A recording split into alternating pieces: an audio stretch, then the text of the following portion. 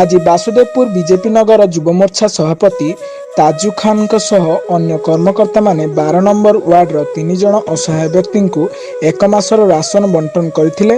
ताहा सह सेमाने वंचित थिबा विभिन्न सरकारी योजनार शीघ्र सामिल होई परिवे एथिपई आलोचना करथिले। उक्त कार्यक्रम रे राजू दास, मनोज पाढ़ी, शेख राजू, संगम पाढ़ी, सितुल, गोविंद पाढ़ी प्रमुख उपस्थित रहिथिले। Bhadrak Basudevpur Pratap Kumar Padhi report, Blacket news Odisha. Blacket news रो लेटेस्ट अपडेट पाया पई डाउनलोड करंतु ब्लैकेट न्यूज रो एंड्रॉइड ऐप को गूगल प्ले स्टोर रो आउ लाइक करंतु आम फेसबुक पेज को सब्सक्राइब कर दियंतु आम यूट्यूब चैनल।